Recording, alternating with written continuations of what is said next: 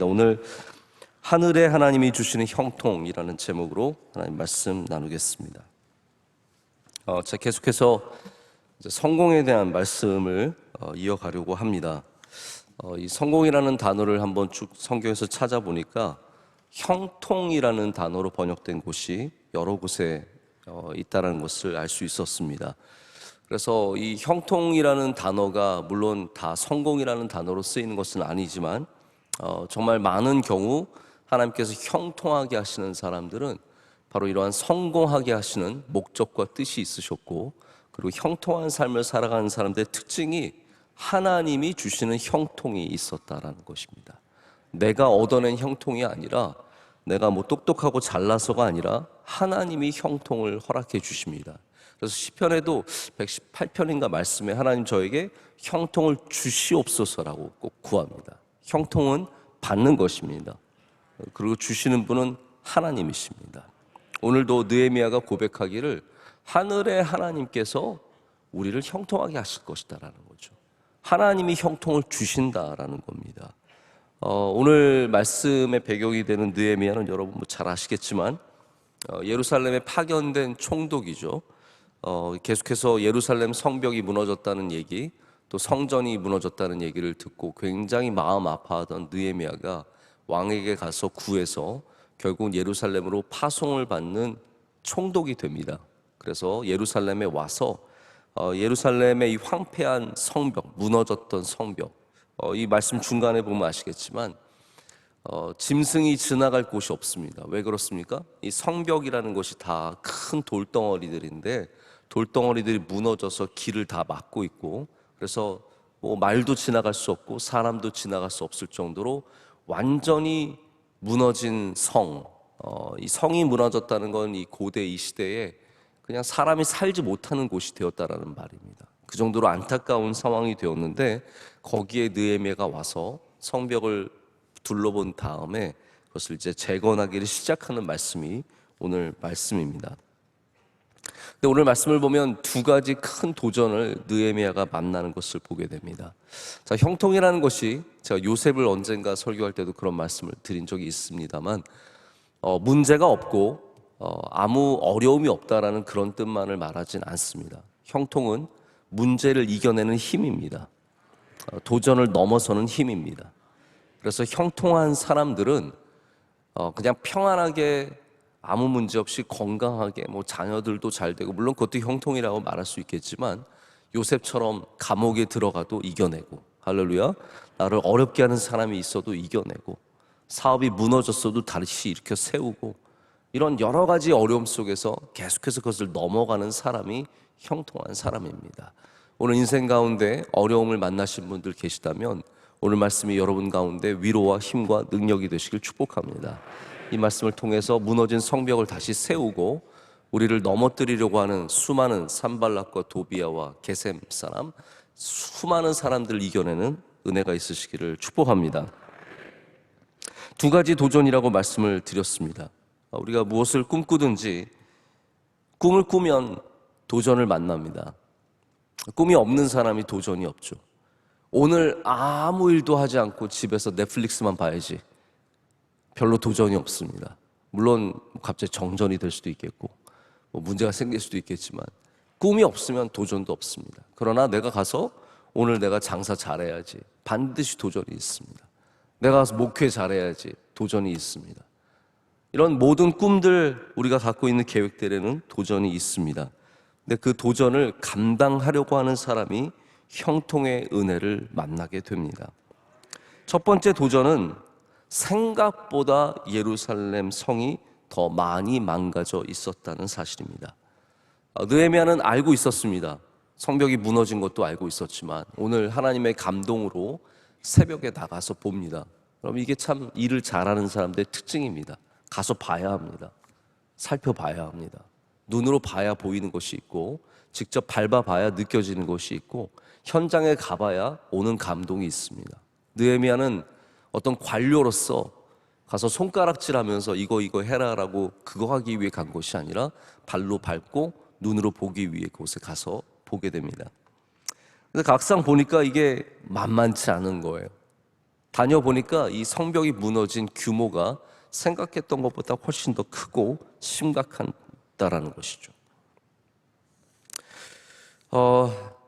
생각보다 쉬운 일을 만나보신 적 있으십니까?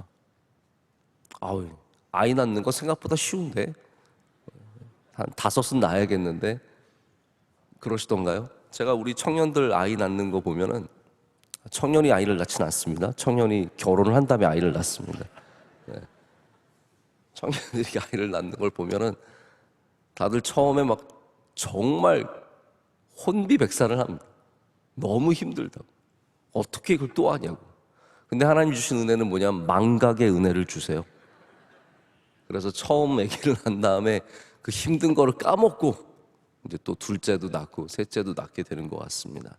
생각보다 쉬운 일이 이 세상에 몇 개나 있겠습니까? 막상 해보면 생각보다 어려운 거죠. 중요한 일들은 원래 생각보다 어려운 겁니다. 중요한 일들은 생각보다 어렵습니다. 느헤미야도 처음부터 이 성벽을 다시 세워야 한다는 귀한 마음은 품었지만 막상 가서 어려운 현장을 보니까 마음이 힘들고 괴로울 수 있습니다. 하지만 거기에 절대로 실망하거나 절망하거나 포기하지 않았습니다. 이 세상에 쉬운 일들과 만만한 일들이 별로 없습니다. 공부가 절대로 만만하지 않습니다. 저도 공부해보니까 만만하지 않습니다. 논문 쓰는 거 정말 만만치 않습니다. 저는 아직도 그때의 감정을 유지하려고 노력하는데 저도 많이 망각했어요. 제가 논문 쓸 때는 세상에 제일 위대해 보이는 분들이 논문 끝난 사람들. 정말 어떻게 논문을 끝냈을까? 저는 그래서 논문 쓰고 있는 사람들 보면 아주 고소합니다. 네, 지금 아주 힘든 그 시간을 지나가고 있으니까 얼마나 어려울까 그 생각을 하죠. 공부가 만만치 않습니다. 운동선수 되는 거 진짜 만만치 않습니다. 아예 차라리 공부를 하십시오. 운동이 훨씬 더 힘듭니다.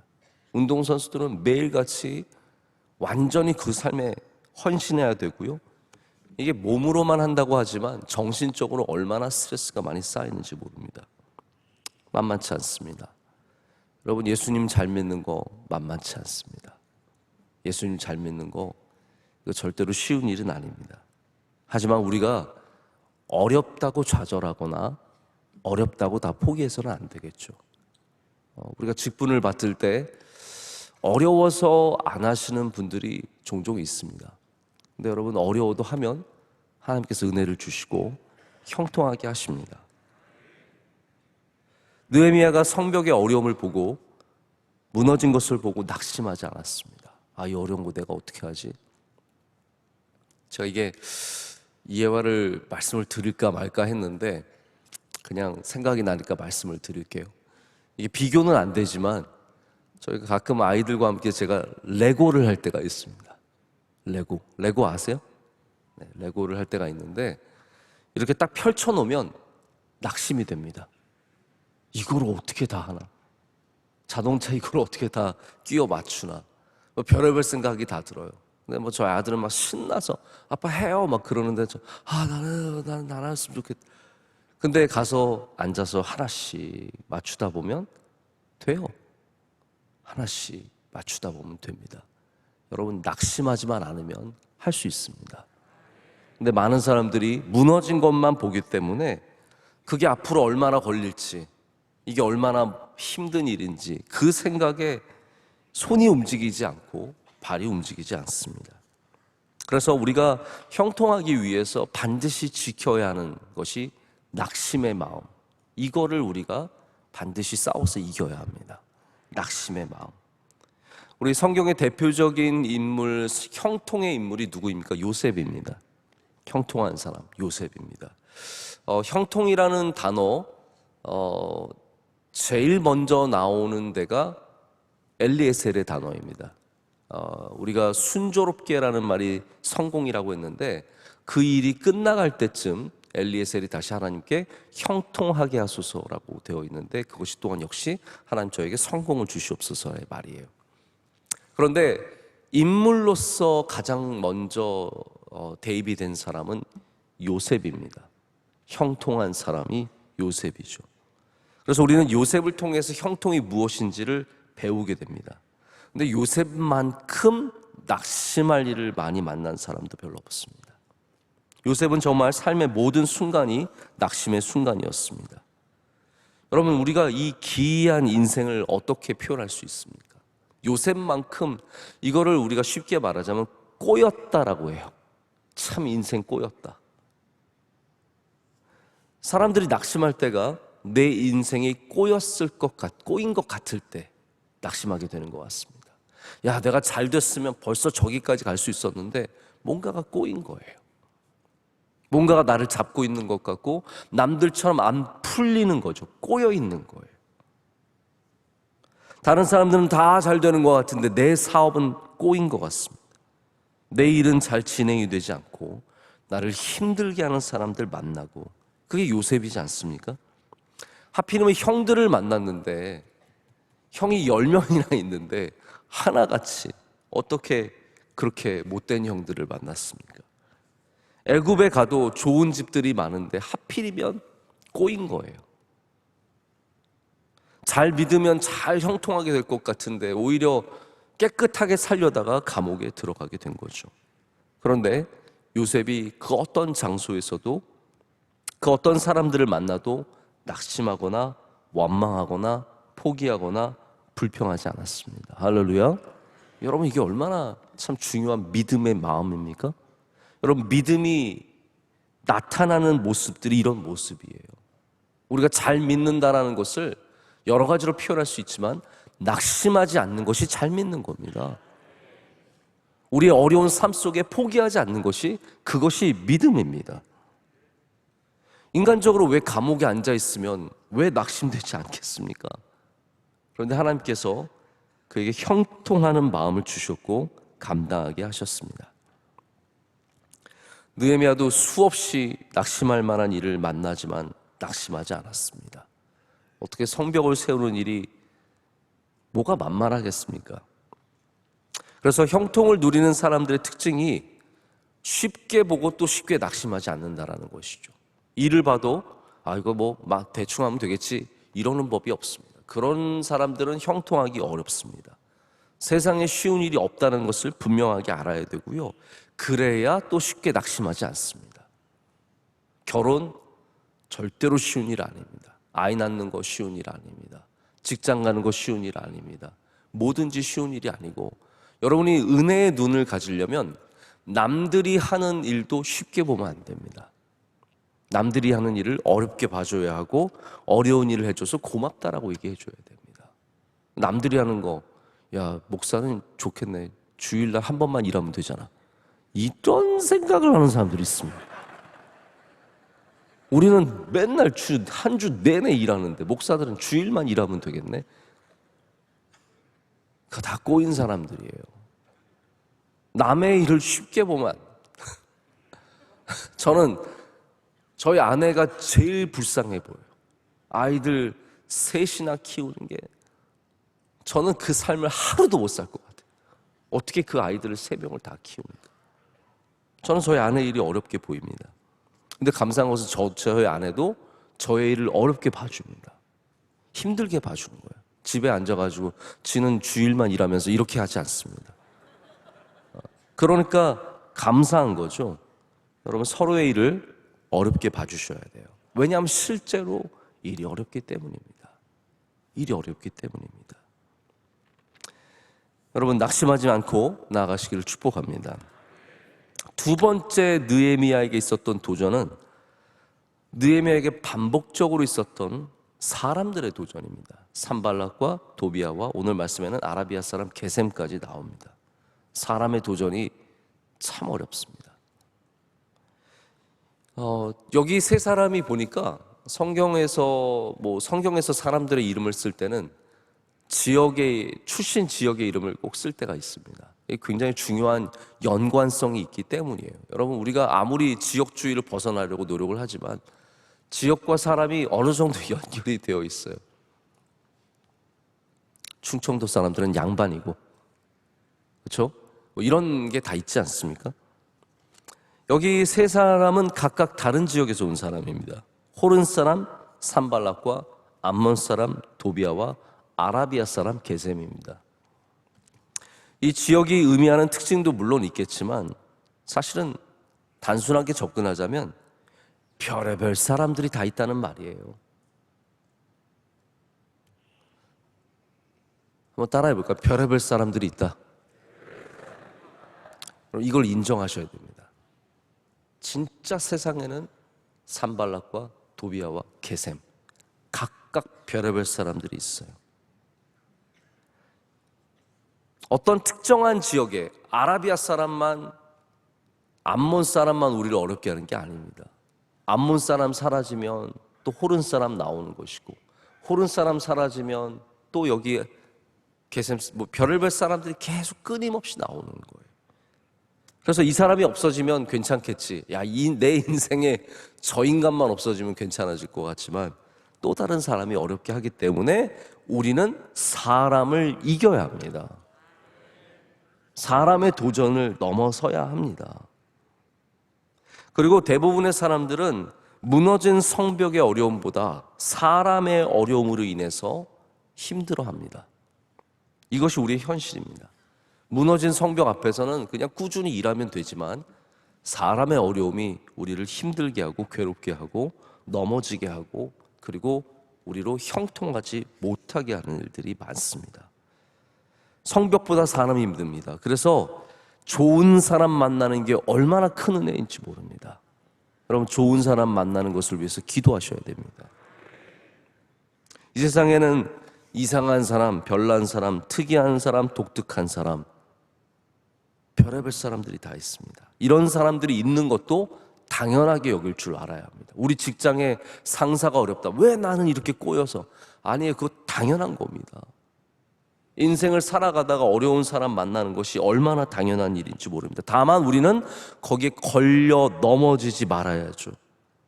걸려 넘어지지 않도록 마음을 날카롭게 버려야 합니다. 앞으로 이 산발락과 도비와 그리고 이 게셈이 얼마나 힘들게 하는지 모릅니다. 끊임없이 괴롭힙니다. 성벽을 올리는데 말로 힘들게 하고 사람들 보내서 공격하고 협박하고 별의별 일들, 죽이려고 하는 음모를 꾸미고 얼마나 힘들게 하는지 모릅니다. 하지만 느헤미야가 그것을 이겨냈습니다. 할렐루야. 이겨냈습니다. 감당했습니다. 견디고 버텼습니다. 그리고 형통하였습니다. 그래서 느헤미야 2장 여기에도 형통이라는 단어가 나오지만 11장 마지막에 하나님께 형통하게 해달라는 말씀이 다시 한번 나옵니다. 사람을 이기는 사람이 형통의 은혜를 받습니다. 요셉이 그랬고 다윗이 그랬습니다. 이 짧은 우리가 읽은 말씀 짧진 않았지만 이 짧은 느헤미야 전체를 보면 느헤미야가 얼마나 성령이 충만한 사람인지를 볼 수 있습니다. 하나님의 영이 임재한 사람입니다. 그래서 오늘 말씀도 보면 하는 모든 것들이 하나님의 영에 사로잡힌 사람이에요. 사흘 동안 예루살렘에서 시차 적응하고 밥 먹고 좋은 사람들 만나고 지역 유지들 만나고 그랬을까요? 제가 아는 느헤미야는 그런 사람이 아닙니다. 물론 총독으로서 당연히 만나야 할 사람도 있고 또 가야 할 곳도 있겠지만 느헤미야는 기도의 사람이었습니다. 그가 기도하고 움직였고 기도했기 때문에 마음이 지켜졌습니다. 애초에 예루살렘에 온 것도 기도하는 가운데 하나님께서 감동을 주시고 또 감동 주셨기 때문에 또 기도했기 때문입니다. 이 기도하는 사람, 성령 충만한 사람에게 하나님께서는 형통함을 주십니다.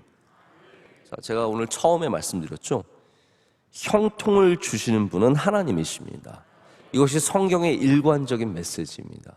창세기에서도 형통을 하나님께서 요셉에게 주셨고 그리고 형통을 구하는 엘리에셀 아브라함의 종에게 주셨습니다. 그럼 오늘도 형통을 구하십시오. 하나님 저에게 형통을 주시옵소서.